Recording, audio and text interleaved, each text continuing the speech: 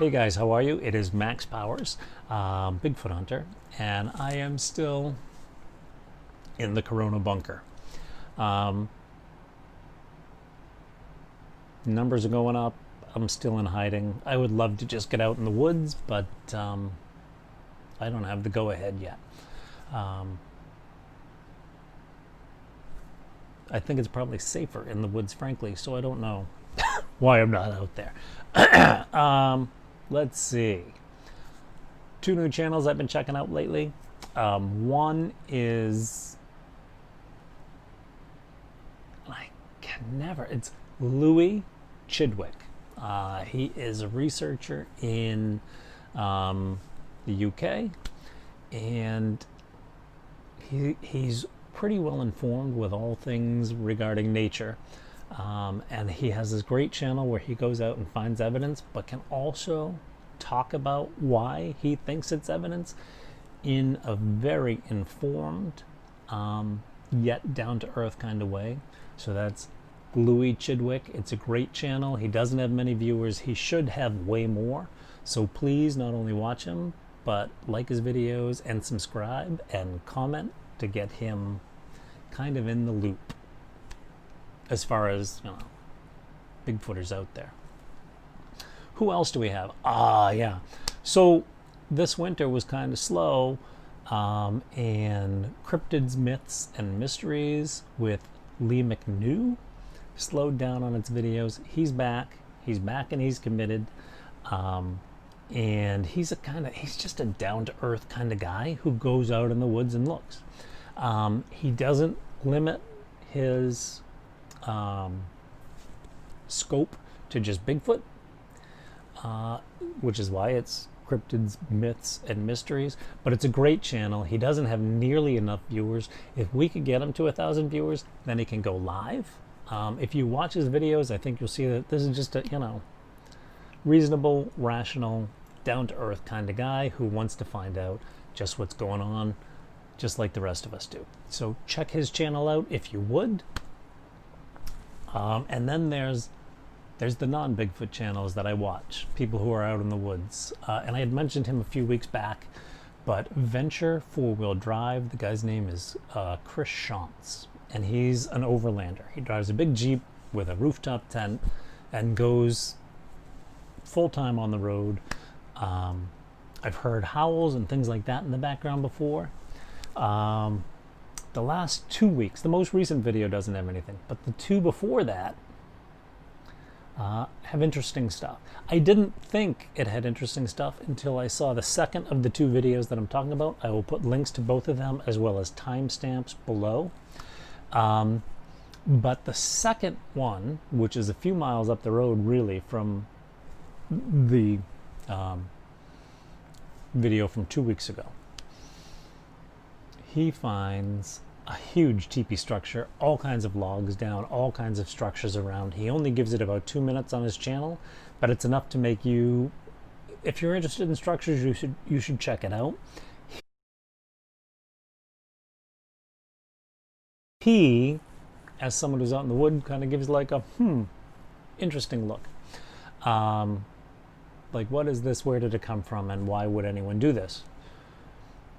That made me remember the week before he was at a campsite, and his camera comes on, and he's got kind of a confused look on his face. This is a man who is out in the woods all the time. He sees all kinds of wildlife, and he starts describing, I just saw something in the woods. He rationalize, why can't I say that word right now? He figures it must have been a moose. But if you look at his face and you listen to his description of the event, it doesn't sound like a moose to me. It sounds like he rationalized it as a moose. So I'll put both of those links down below. Check it out. Let me know what you think. If you're at all into camping and off-road, he's got a great channel, and I highly recommend it. Where do we go from there? Why haven't you heard from me? Why aren't I putting outdoor videos up? I have a ton of footage with outdoor stuff. And I briefly mentioned this in my last video. But I'm going to go a little more into depth right now. Just 2 minutes on this, I promise. Trail to Bigfoot. Their experiences, especially Mark, have turned a little to the, I hate the term woo. That's not it. But to something else, like there being something more to Bigfoot than just the physical being. So I knew this about their search. I went down to their round table in the Green Swamp last fall. In August of last year, it might have been the end of July, beginning of August, is when I get zapped in the woods.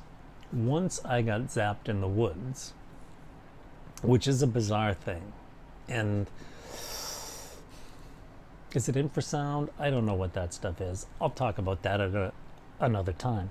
But once I got zapped, once that happened to me, my experiences in the woods became just a little more, I don't know, esoteric. I'll give a quick list. I listed these on a comment that I put on Trail to Bigfoot's video on this. It was like March 7th or 8th, somewhere back there. But I had the strange stuff, like the shadows in the corner of your eye, footsteps to nowhere, in the woods. You're standing there and you can hear it, and you can hear where it should be moving, but there's nothing there. The other thing is anyone getting the 50-pound sack of potatoes dropped, boom, like right behind you? When you turn around, there's nothing there. Those kind of things. Other things that I've experienced during this whole thing is lost time, like not knowing where I just was, and not only lost time, but being lost. So the woods that I explore part of the time is woods that I've been going to for my entire life. And I know it like the back of my hand. I know every tree, I know every branch. I can tell when a new twig has been snapped on a tree. And I got lost. I tried to keep the sun to my right. It was setting, so I wanted to keep the sun to the west, and I needed to head north to the parking lot. I couldn't do it. I didn't know where in the woods I was. I could not find trails that I knew were there. It was just bizarre. So that kind of stuff is happening to me. Here's the thing. Did you just listen to that last 2 or 3 minutes and think, oh, he's nuts. He's gone over the edge. That's the problem I have talking about it. Even though it happened to me, and even though I know what happened, I find it very hard to talk about reasonably and rationally, and to make it sound like, because I don't know what it is, I think I don't sound like an authority on the subject. Not that I need to be an authority, we can just talk about it. But when I listen to what I said, and I've been texting back and forth and talking on the phone with Chris and Mark from Trail to Bigfoot, and when I look at the stuff I just told them, I think, oh my God, I sound like a nut. So I haven't put videos up because I really fear that I'm going to lose the people who come here to hear the reasonable and rational explanations that I look for. I don't want those people to go away. I want them to be more critical. I don't want everyone to be yes people and to blow smoke up my ass. Oh, that's a great idea. No, I don't want to hear that. I want you to say, are you crazy? Why do you think it's this? It's obviously this, or this, and give me facts. That's what I'm looking for. Because it's that kind of interaction that will bring us closer to figuring out whatever this is. Brent Dill. He's a reasonable, rational guy, and he will tell you, I think you're wrong, and here's why. And I really like that about him. I'm not on Facebook much anymore, but when I was, we used to always get into these what started out as like finger pointing, and then we realized, wait a minute, even though we're not talking about the exact same thing, we're on the same side of that argument, which is let's figure out what it really is. And those are the kind of viewers I want. If you agree with me, that's okay too. But really and truly, I want people to cite evidence and substantiate, basically.